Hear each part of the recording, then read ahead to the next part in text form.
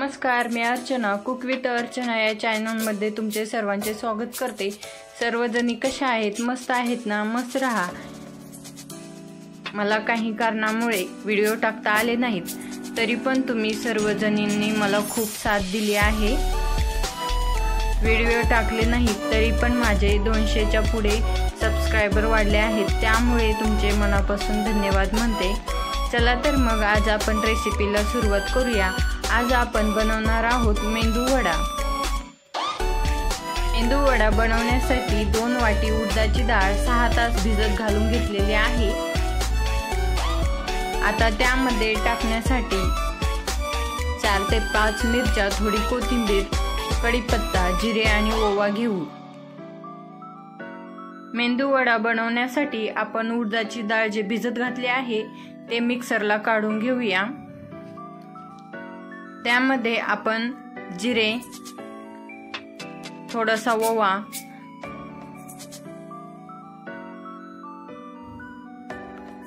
मिरच्या घेतलेल्या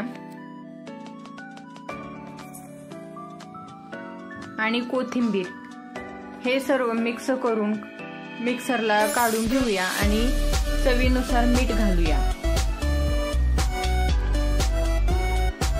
कढीपत्ता पण डाळीतच टाकून घेऊया, यामुळे वड्याला पण चव येईल।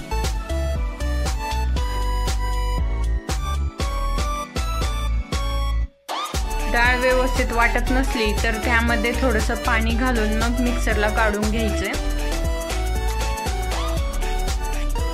म्हणजे डाळ व्यवस्थित बारीक होईल।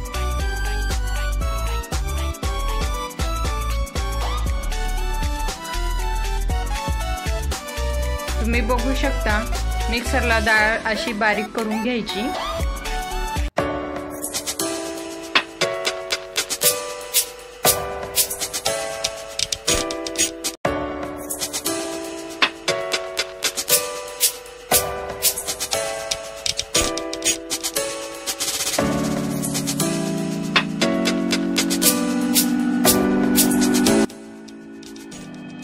बारीक करून घेतलेले मिश्रण आपण एका बाउल मध्ये काढून घेऊया व राहिलेले मिश्रण मिक्सरला काढून घेऊया। राहिलेली आता सर्व डाळ मी मिक्सरला काढून घेते। मगाशी आपण थोडा ओवा, जिरे, थोडं मिश्रण ठेवलं होतं ते सर्व यामध्ये टाकून घेऊया आणि मिक्सरला काढून घेऊया।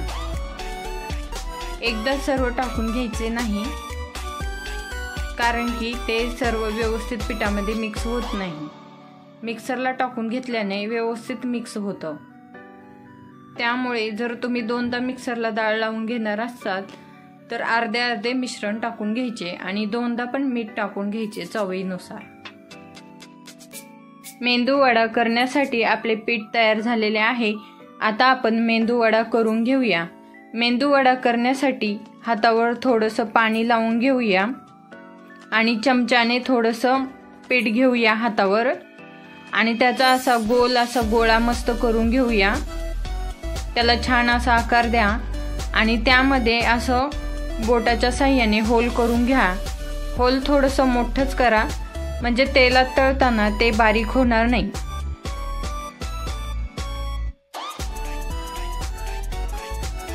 आता आपण वडे तळून घेऊया। तुम्हाला जर हाताने मेंदू वडा टाकायला जमत नसेल तर तसाच मेंदू वडा तयार करून उलटण्यावर ठेवायचा आणि हळूच सोडून द्यायचा।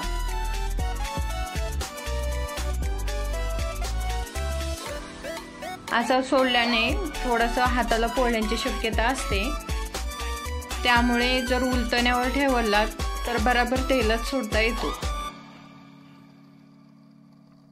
अशा प्रकारे आपले मेंदू वडे तयार झालेले आहेत। मस्त एकदम पावासारखे फुगलेले आहेत, तुम्ही बघू शकता।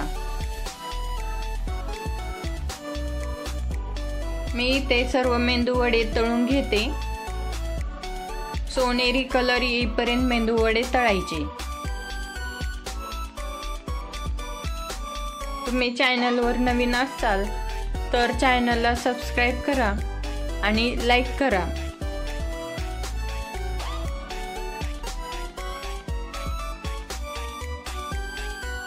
अशाच नवीन नवीन रेसिपी बघण्यासाठी कुक विथ अर्चना या चॅनलला सबस्क्राईब करा आणि लाईक करा. रेसिपी आवडल्यास शेअर करा. कुक विथ अर्चना या चॅनलवर नवीन असाल तर सबस्क्राईब करा.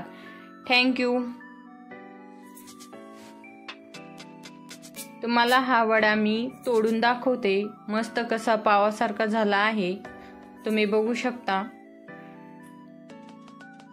मस्त आता वडा सांबर खावा. पूर्ण व्हिडिओ बघितल्याबद्दल थँक्यू.